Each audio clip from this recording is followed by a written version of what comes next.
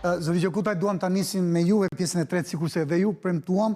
Lutem regjis grafikun e 7 nga mbledhja e përbashkët në Rom doli. Rase doli projekti D për ndërtim të 6 anijeve ushtarake, e thamë përmendën me gigantin italian të industrisë ushtarake me një pjesëmarrje shumë të fuqishme të kapitalit shtetëror, Leonardo. Rritja e numrit të shkollave profesionale të përbashkëta, juve ishit i pari që e përmendët dhe ju falenderoj që e sollët në vëmendje pikërisht nevojën e kualifikimit profesional. Dhe këtu Italia ka shumë programe interesante për të ofruar, programet përbashkëta për teknologjinë e informacionit, startupet, turizmin, ndoshta mund të flasim dhe pak më shumë, bujqësinë moderne që për momentin është për fat të keq në pozicionin e pacientit, energjia që është interesi kryesor, shkëmbime më të gjëra mes universiteteve. Në gjykimin tuaj, të gjitha këto ideja për projekti D që u trajtuan në mbledhjen e përbashkët, sa mund të kenë një të ardhme? Një vijimësi konkrete. E ardhme tyre varet nga mënyra se si do të ndërtohet infrastruktura për të bërë të realizueshme dhe natyrisht janë të ngjashme edhe pse themi nga Italia me ato projekte që Shqipëria tashmë ka filluar të ketë një avancim më të mirë se më përpara, edhe pse nuk është aty ku duhet, sa i përket përthithjes së fondeve, qoftë të planit të rritjes apo qoftë fonde të tjera. Pra, ekonomia shqiptare me shumë probleme dhe shumë sfida ka arritur të jetë tashmë një nivel përtej politikës së përditshme që të kthejë besueshmërinë në realizueshmëri. Por është shumë larg ende asaj se çfarë ne po diskutojmë këtu, pasi këto janë projekte shumë të mëdha dhe natyrisht do marrin kohë. Ajo çfarë i duhet, natyrisht i duhet që të ketë një gjithëpërfshirje të elementeve. Pra tashmë në gjithë këtë lloj qasje, qeveria duhet të fillojë të heqë dorë nga protagonizmi politik apo nga pushteti që përpiqet ta mbajë të gjithin në aspektin e meritave apo atyre çfarë ka si qasje elektorale me qëllim që të përfshijë elementet që janë jo vetëm kritik, por që kanë çfarë kontribuojnë të kthehet në një pol të tillë që të mos jetë thjesht një produkt që vjen nga zyrat, por të vijë nga ajo çfarë është pjesa reale. Dhe sidomos biznesi i cili unë do doja të prekja këtu në këto edhe pjesën e asaj që u bë për marrëveshjet e inovacionit dhe të sigurisë kibernetike, ku edhe pse nuk ka detaje të mirëfillta, por natyrisht Italia është shprehur të asistojë në aspektin e asaj çfarë do të bëjnë si projekte të përbashkëta dhe e gjitha kjo përkthehet në një qasje që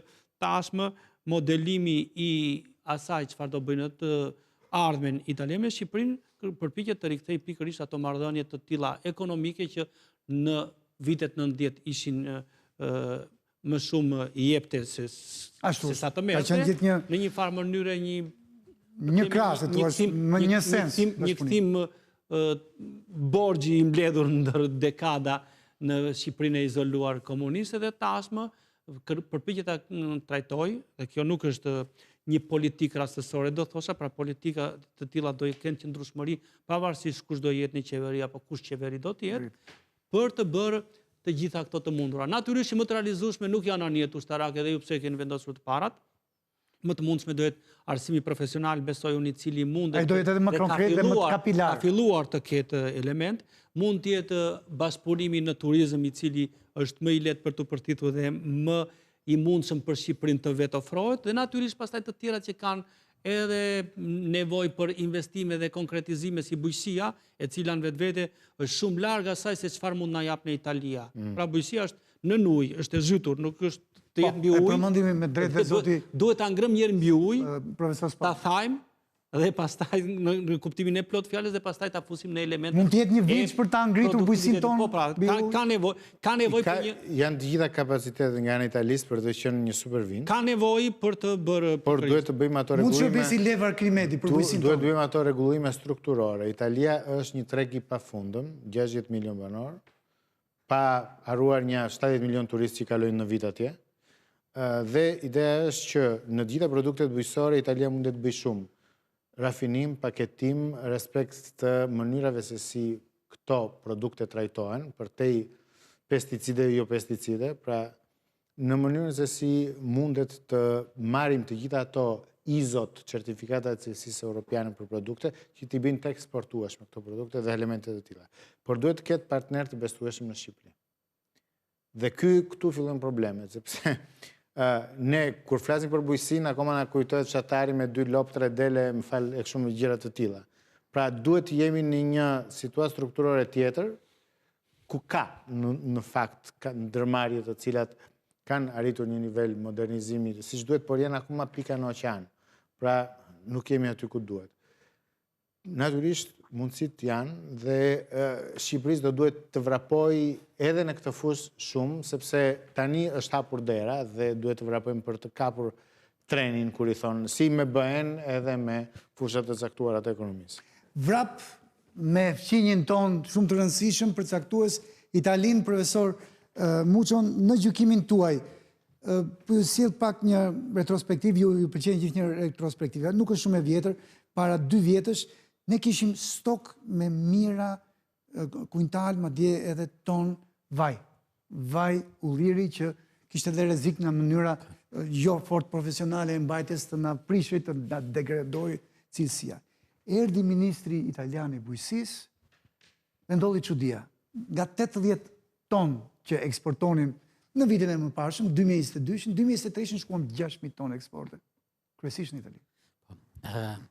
Shiko. E ka këtë lehar ku medi për cilë beson profesor? Po sigurisht, Italia Italia e ka dhe të thash dhe produktet bujqësore, nuk është se ka vetëm nevojë tregu italian, të gjithë tregjet kanë nevojë. Shpesher Kina ka ardhur në Shqipëri për sa i përket për shumë vaj të ullirit. Problematika është që përmendi pak më parë Mateo faktin që ne nuk kemi infrastruktura grumbulluese, apo le të themi infrastruktura grumbulluese, edhe ato pak investime që janë bërë, janë të tilla që kanë një heterogenitet të produktit. Pra e kanë të vështirë që të kontrollojnë çdo hallk të prodhimit dhe kjo e bën që dhe ata të gjenden ndonjëherë para surprizave të këqija, siç janë ato të bllokimit të produkteve shqiptare në tregjet e huaja, duke humbur kështu kredibilitetin për këto produkte. Tendenca është që shpesher Italia ka tentuar që të importojë produkte bujqësore nga Shqipëria. Do të shpesh që situata, le të themi që të kenë zhgënjime nga kontrollet e her pas hershme për sa i përket pesticideve, cilësisë të tjera, tregon që Shqipëria le për të dëshiruar. Më lejo Fatoz vetëm një gjë. Pak ditë përpara u bllokuan tonelata mandarina shqiptare. Tani më fal. Të mrekullueshme të Zarës. Jam tërësisht dakord me ty. Mandarinat për mendimin tim më të mirat vetëm AKU-ja i kishte bllokuar. Izraeli na e kalon në cilësi. Një sekondë të lutem, sepse këtu është edhe çështja e mungesës së transparencës së institucioneve shqiptare. Kishte bllokuar AKU-ja me idenë që janë mandarinat të Zarës dhe kishte një nivel të lartë të pesticideve. Tani, një sekondë. Por nuk thoshte ku e kishte marrë këtë mandarin, ku ishte certifikimi që ishte prodhuar në Zar, nga cili prodhues kishte qenë, dhe dakord ky prodhues, sepse gjithë prodhuesit u ngritën, thënë, ne i kemi vetë analizat, i bëjmë të institucione private, sepse do zoti shtetërore. Përse ti po ma blokon, dhe pse të gjithë prodhuesve dhe jo ati prodhuesit të veçantë. U bë Zara koktu këtu. Pra ideja është që mos vallë këtu dikush në institucion është i kapur nga dikë që do të importoj do një tonelat me mandarina, shembull. Pra, duhet të them që duhet që njerë të rregullojmë Shqipërinë, që pastaj Shqipëria të jetë e gatshme të ketë raporte me të tjerët, edhe këtu në fushën e bujqësisë. Tani, nëse AKU-ja, më falni, ka 520 e kusur punëtor, po s'ka një laborator siç duhet, ndoshta është ky problemi, apo jo? Ndoshta kemi 100 punëtor më pak, po një laborator për 6 milion euro bëhet për një laborator kjo është pra ideja, të standardit evropian. Sepse kjo është çështja, nuk mund të themi të tjerë hajde të na ndihmoni, ndërkohë që s'po ndihmojmë dot vetëm, s'po vim bazën për të na ndihmuar. Ka ndodhur ndër vite pjesa që ne shikojmë që bllokojnë produktet shqiptare për pesticide të ndaluara. Lind natyrshëm pyetja, a nuk kapet ky zinxhir i vlerës, do të thonë, nuk kap X produkt me pesticide të ndaluar? A nuk shkohet deri tek kush i ka importuar pesticide? Kush e ka importuar? Do të thënë, a mund të bllokohet importi këtyre pesticideve? Bllokohet e keqja ke burimi. Do të thënë, ti bllokohet e burimi, mos shko, do të thënë, te produkti final. Dhe kam përshtypjen që të gjithë kush flet me buqit, kush njeh, le të themi, prodhues shqiptar në sektorin bujqësor thonë që ore çana thonë. Na ngelën fëmijët pa na hang, fëmijët e vegjël pa hangër mandarinat e mrekullueshme shqiptare, vetëm se 2 eksportues ishin gjetur në Kroaci. Tregojnë që nuk është faji jo që i përdorin, po është faji agronomit apo i tregut që i shet këto lloj produkte. Kështu që në qoftë se do kishin pak seriozitet një pjesë e institucioneve shqiptare, do e kishin zgjidhur këtë fenomen, për të kaluar pastaj që zoti Gjokuta e përmendi me të drejtë numrin le të themi rritet numrin të shkollave profesionale të përbashkëta. Ka ndër vite që flitet në Shqipëri për shkollimin, për shkollat profesionale, për profesionet e tjera e të tjera. Thelbi është që shkollat profesionale deri më sot u zëna imazhi që shkojnë vetëm nxënësit e keq. Kush më punon në sektorin arsimor ka shumë të qartë që shkollat profesionale që të bëhen në Shqipëri nevojitet vetëm vërtet një reformë shumë e thellë edhe ndryshim imazhi që kanë këto shkolla tek realiteti shqiptar. Dhe sot që ne po flasim, sot është gjithë sistemi arsimor në krizë. Për një sër arsyesh për mungesë investimi. Po, është pak e vështirë në këto 10 minuta e fundit që kanë ngelur ta trajtojnë. Duhen zgjidhur probleme. Pra, problemi në Shqipëri qëndron tek ne fillimisht dhe pastaj tek në vendet partnere. Që Italia të na ndihmojë, zoti Gjokuta, me sa thotë profesor Muço, duhet në radhë parë jemi ne të denjë për të ndihmë të reformohemi, por reforma do kohë. Padyshim, po shiko, ne Italia tashmë ose të themi ata çfarë marrin vendime i kanë të gjitha raportet dhe mundësitë nëpërmjet monitorimit që bën BE-ja, nëpërmjet institucioneve të ndryshme, nëpërmjet raportimit që Shqipëria është në këtë nivel i cili tashmë ne duhet të pranojmë që është futur në listë, pra nuk kemi qenë në listën e bashkëpunimit, pra të futesh në këtë listë do të thotë një rëndësi mbi politike. Tani çfarë na bën Italia në aspektin e asaj të integrimit, se gjithë qëllimi nuk është vetëm thjesht Italia, por është pjesa e integrimit nëpërmjet Italisë. Italia mbetet një partner në vazhdimsi strategjik kyç për Shqipërinë, që do të thotë që angazhimi i saj mundet të japë një tjetër lloj shtytje për përshpejtimin e reformave për integrim, mund të japë një tjetër lloj qasje për marrëveshje strategjike që përmendën për energji e për të tjera. Së dyti, duke investuar në këto pika kyçe, se po investon në pika kyçe, në infrastrukturë, në pjesën e energjetikës, në turizëm. Po edhe pjesa rrugore e korridorit 8 nga ana jonë, po ecën. Çfarë jep? I jep tashmë që i ndihmon këta sektora të që përmendëm pak më herët, të arrisin standardin e tyre, pra të bëhen më të konkurrueshëm dhe të bëhen më të pranueshëm me atë çfarë kërkojnë standardet e tregut evropian, se këto nuk do ndodhin në një ditë, por kuptohet, po nisin në një formë me një partner shumë të fortë dhe që neve na ka ndihmuar historikisht në përshpejtimin kapjen e Europës, aq pak Europë sa kemi pasur edhe një shekull përpara. Së treti, ngritja e këtyre të themi simbiozave, grupeve të punës të përbashkëta, apo mënyrës se si do komunikohet për shkolla, pra të për këtë shqiptarëve u jep një besueshmëri. Pra, kanë një partner italian në krah, një certifikim në aspektin që kjo lloj simbioze nuk ngelet thjesht te pala shqiptare të cilën e njohim apo kemi atë skepticizmin, por kanë edhe këta italianë të cilët i kanë pranuar si partner dhe po na i bien dhe neve në këtë formë. Pra, është diçka që duhet parë në thellësinë e saj dhe duhet kuptuar që të gjitha këto janë procese të vlefshme edhe me atë skepticizëm që Klodi e përmend me të drejtë që për shkollat. Por shiko, arsim profesional tani kjo fjala reformim nuk mundet do të bëhet në aspektin e asaj çfarë kemi ne të rikrijojmë gjithçka. Mjafton të jepet modeli, po flasim për një treg dhe një pjesë shumë të vogël të hapësirës europiane. Shqipëria është aq e vogël sa mjaftojnë të japësh 2-3 projekte pilot për të kthyer të gjithë rrjedhën e sektorit. Ne nuk kemi jemi tregut, themi francez që i duhet shumë kohë të përhapet një direktive caktuar edhe pse ata janë shumë sistematik. Pra, ekonomia shqiptare në radhë tjetër ka nevojë të formatohet me rregulla dhe rregulla më mirë se sa një italian apo nëse do kishim pranë anglezë do ishte akoma më mirë për burokracinë, do na fusin atë çfarë kemi nevojë. Ne kemi nevojë thjesht të organizohemi dhe të bashkohemi drejt një fokusit të përbashkët. Përndryshe, e përmend prapë unë, në jashtë funksionojmë se përshtatemi me rregulla. Tu nuk funksionojmë se s'ka rregulla që na përshtaten neve. Me sa shikojmë profesor Spau, zoti Gjokuta është optimist për mundësinë e një lloj leve Arkimedi italiane për të na ndihmuar konkretisht. Për të qenë optimist. Lutem grafikun 8 regjistë. Se pagu Serrade po na afron edhe të tjerët. Pra, ne kemi kërkuar të treqim për xhaketë të gjithë dhe t'ja kemi dalë në një farpike. Ndërkohë që tani në Palazzo Chigi automatikisht jemi ndryshe, kështu që normal që kemi arsye më shumë për të qenë optimist, sepse mundësitë që po na afrojnë janë më konkrete dhe më të shumta objektivisht. Natyrisht, ama duhet të demonstrojmë edhe këtu, siç e kemi bërë me kombëtarën e futbollit, që duhet të jemi gatshëm të ngjitemi në nivel tjetër. Dhe këtu është pjesa e vështirë. Pse? Sepse nëse në vitin 1990 ne ishim në vendin 184 nga 187 shtete, tani jemi në vendin e 84, pra i kemi kaluar 100 shtete. Po ato 100 vende në këto 35 vite mund të themi ishin vendet më të varfra të Afrikës, të Azisë së Jugut, të Amerikës Latine. Tani jemi të lagje të pasurve që quhet Europë. Dhe këtu jemi ndër të fundit. Nëse duam të fillojmë gjizim shkallë, duhet të fillojmë të bëjmë punën e vështirë. Dhe tani nuk kam mbaruar, e kemi në xhep të jemi të fundit në Europë. Problemi është që nëse duam të jemi më mirë se kaq, duhet të fillojmë të bëjmë gjëra më të vështira. Dhe kjo vlen edhe në ekonomi dhe në administratë. Kushuriri varfër i Europës, por jemi vërtet aq të varfër. Profesor Muço, po lexojmë grafikun e 8 fundit që kemi përgatitur për sonte.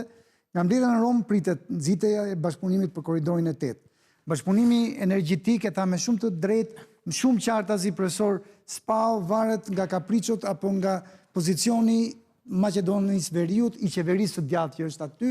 Shikojmë se sa Roma mund të bëj të motivuar për ta ndjekur këtë korridor të 8 energjetik. Korridori 8 rrugor nga krahu jon po ndërtohet, po i bëhet hizmeti me aq sa është e mundur në terren në rrugët tona, të përmirësojnë marrëveshjet për punësimin sezonal në Itali. Përmendi pak për tregun e punës zoti Gjokutaj, edhe këtu fol edhe duket sigur është një, si thua, detyrë shtëpie për të dyja qeveritë.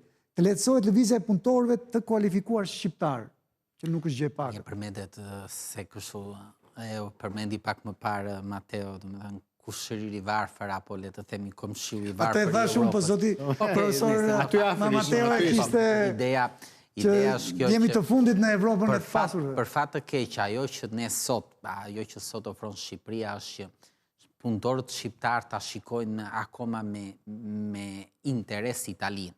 Dhe kjo që të rregullohen marrëveshje, të përmirësohen marrëveshje për punësimin sezonal në Itali dhe ata pak punëtorë që na kanë ngelur do na ikin në Itali. Të lehtësohet lëvizja e punëtorëve të kualifikuar shqiptar drejt Italisë përsëri, ky vend i varfër, ky komshiu i varfër, që ku ta di unë që investon apo shkollon infermier, mjeke e shumë profesione të tjera, si shkollon e pasi harxhon me 10.000 euro familjes shqiptare apo shteti shqiptar, se një pjesë arsimit është publik në Shqipëri. Në të tilla kushte i përgatit, i bën gati për këtë tregun e kualifikuar italian, pra lehtësimi i procedurat punëtore. Kush po ikën sot nga Shqipëria? Fermierët, mjekët, inxhinierët, njerëzit më të përgatitur, gjithë më të mirë. Njerëzit më të të forcohet sistemi i njohjes së kualifikimeve profesionale. Përsëri, kush është? Domethënë nuk vinë profesionet italianë në Shqipëri. Vinë shumë rrallë.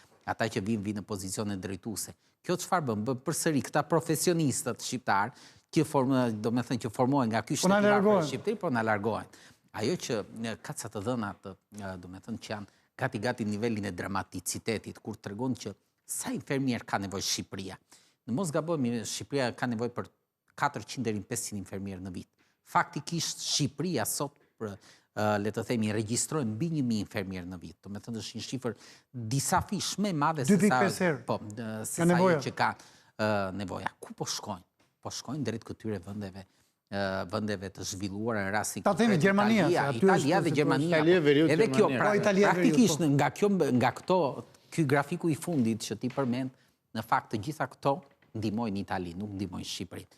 Sigurisht për ne e konsideroj arritje në qoftë se do i realizojnë, por që për fat të keq nuk do arriti, nuk do jap kontribut në ekonominë shqiptare. Përkundrazi do përkeqësoj edhe më tepër situatën shqiptare. Bashkëpunimin për korridorin 8 e përmendi Mateo, përmend pak më parë, kështu që nuk po shtojmë. 5 minuta e fundit, zoti Gjokutaj, në gjykimin tuaj, si mund të ndihmojmë më shumë Shqipërinë se Italia e ndihmuar është nga zhvillimi i saj 2 shekullor tashmë? Atëherë, çfarë po diskutojmë, marrëveshjet kanë krijuar tashmë një format institucional të marrëdhënieve, duke e futur gjitha të çfarë janë bërë deri më sot në marrëveshje të shkëputura apo raporte më së shumti jo midis qeverive on blok, por midis dikasteret dhe institucioneve, i fut në një fokus të ri dhe brenda një kornize të integrimit evropian, gjë që do të thotë që janë, të themi, salduar mirë si kornizë. Në aspektin tjetër, kjo lloj qasje e marrëveshjeve në shumë sektor delikat krijon tashmë të themi një bazë të qëndrueshme për krijimin e zinxhirëve ekonomik për atë që quhet ekonomi, që duhet të jetë e qëndrueshme që Shqipëri si mungon. Ekonomia shqiptare nuk ka qëndrueshmëri afatgjatë. Është një ekonomi që prodhon për vitin me vizion afat shkurtër, por nuk arrin dot të gjeneroj përtej atyre çfarë në fund të vitit janë dy sektorët që nuk japin atë çfarë me të drejtë thot Klodi për sa i përket pjesës emigrimit, i cili gjithë synimi duhet të jetë i një minimizimi, nuk mund të duke sikur po ndihmojmë Italinë me këto. Ndryshe ne nuk mund të mbyllim kufit, pra nuk mund merr vendim për mbyllje kufit. Përbashkët. Kjo ka ndodhur. Pra, e gjitha kjo është një qasje që unë pak e përmenda, duhet të punohet tamam tashmë për të justifikuar gjithë të lloj besimi, të themi, për ta kthyer në një partneritet strategjik operacional, që do të thotë që më së pari duhet krijohen institucionet e dedikuara për të bazvepruar në gjithë të fusha, për arsye se duan njerëz ose kundërpartin e tyre. E dyta duhet të punohet me një qasje të zgjuar se kush do jenë të parë. Për arsye se momenti që të parët kanë atë lloj qasje të suksesshme, natyrisht që ndikon edhe në mënyrën se si do të operohet me sektorët e tjerë duke fituar përvojë. Dhe e treta do thosha që gjitha kjo është një proces që duhet ta kuptojnë të gjithë, nuk do bjerë begatin. Pra nuk është si në kohën e luftës që kjo do bjerë begatin. Shqiptarët duhet të nuk ka diçka magjike në të mes. Është me të drejtë për mendim Mateo, njësoj si futja në ligën e futbollit për në kampionat. Kombëtarja e ekonomistëni. Që kombëtarja jonë të vinte në këtë ditë që sot e meriton vendin e saj, nuk është më pjesë e rastësive, ju është dashur të ndërrohen breza futbollistësh, është dashur të ndërrohen përvoja, trajnerët të dukshëm. Shumë sakrificë. Neve në fakt, nëse marrim paralelizmin me trajnerët jemi dobët për arsye se mbajmë kontrata shumë afatgjata dhe trajnerët tanë vazhdojnë të njëjtën qasje. Por për sa i përket mënyrës së lojtarëve në fakt janë risi. Unë nuk jam shumë dakord të themi që emigrantët nuk janë pjesa e urës bashkëpunimit. Emigrantët janë një shtresë e lëvizshme dhe janë njësoj gjithandej. Në momentin që përpjekja e parë dështoi për agroturizmin për të përtithur emigrantët, po bëhet një përpjekje e dytë edhe pse unë e shikoj me skepticizëm paketën e maleve, e cila më duket më së shumti një aferë që ka një qasje opake, karshinesh dhe nuk arrit dot të kuptoj interesin publik të mirëfillt. Për arsye se kaq informacion kemi. Problemi teknik që ndron që nuk i çon gjërat. Se jemi në 3 minutat e fundit. Çoj Ministria e Diasporës kishte një logjik që të gjithë këta sipërmarrës apo të shkolluar shqiptar që janë të shpërndarë në përbot dhe diskutohet që janë rreth, domethënë ndërmjet të sipërmarrësve dhe të shkolluarve janë me qindra mijëra. Tendenca ishte që si ti bësh ti që këto know-how, këto njohuri që kanë këta, ti sjellin në Shqipëri një pjesë të tyre, në fakt ta mbaroj zoti Gjokuti. Se jemi në 2 minuta dhe gjysmë. Jo, ndër mbyll tani në fund. Atëherë çfarë duhet i procesi që unë e shikoj me shumë të nevojshme për ta thënë. I duhet dhe këtij procesi një transparencë të cilën ende nuk e kemi, edhe pse këto mund të konsiderohen deri diku konfidenciale, hiq pjesën të themi të ushtrisë, të mbrojtjes. Pjesa tjetër ka nevojë për një institucionalizim të marrëdhënieve me transparencë të komunikimit, me indikator matës dhe me atë qasje që ne nuk kemi mësuar ta shohim deri më sot, pra mënyrën e asaj përvoje që unë e pres pikërisht se duhet jemi optimist, për sa kohë nuk kemi arsye të jemi pesimist, të na bjerë atë përvojë që neve nuk e kemi. Pra të na bëjnë ndryshimin dhe këtë ndryshim unë e pres nga një fuqi i tillë si Italia që është një nivel gjigant. Ndryshim cilësor, profesor Spau, në 2 minutat e fundit, ju e nisët me shumë të drejtë kombëtarja jonë e futbollit, jemi në nivel evropian të mrekullueshëm, kombëtarja jonë e ekonomisë, u fol dhe për trajnerët. Ndoshta është dhe çështje trajnerësh në kuptimin që le të themi kapitenja e ekipit italian është një kryeministri që dëgohet në botë sot, jo vetëm në vendimarrjen e Bashkimit Evropian. Ndërkohë që kapiteni i ekipit shqiptar e quhen motra e madhe e Shqipërisë, pak duket dhe si loj fjale sepse zonja vjen një aktiviste e partisë fituese sot që janë vëllezërit e Italisë, por do ketë pikërisht, do ketë një mbledhje të dytë në Tiranë përbashkë. Po natyrisht një herë në vit do shikohet se ku jemi me këtë pikë.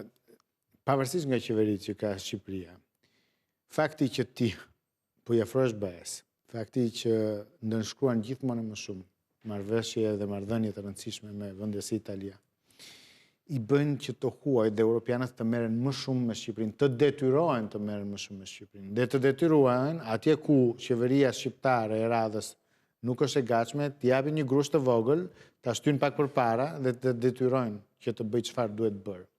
Sepse lajmi i mirë i gjithë kësaj gjëje është që Shqipëria nuk është më një periferi e anshme, por është një vend që është futur më afër qendrës së nevojave të BE-s. Dhe në këtë aspekt BE-ja do merret me Shqipërinë edhe nëse Shqipërisë nuk i do qefi të merret me BE-n, do merret BE-ja me Shqipërinë. Është detyruar. Dhe në këtë sens, ky është lajmi mirë për të gjithë shqiptarët, qofshin këta punonjës, konsumatorë, sipërmarrë e çfarë do lloj gjëje. Pra, sepse dhe kjo gjë do të detyroj kushdo që të jetë në qeveri, që të rrisi, të përmirësoj hapin e vetë, të rrisi eficiencën e vendit. Se trajneri nga Brukseli është shumë kërkues. Sepse sakt, brenda termave që juve. Sepse njerë që të fusin në BE do të detyrojnë mirë të marrësh ato reforma që duhet, dhe do të detyrojnë edhe që institucionet e tua të funksionojnë ashtu siç duhet. Zoti Gjokutaj, profesor Muço, profesor Spau, ju faleminderit që ishit me neve sonte në Ekopuls. Faleminderit. Të nderuar teleshikues, ju faleminderit që na ndoqët dhe mirupafshim takimet e ardhshme.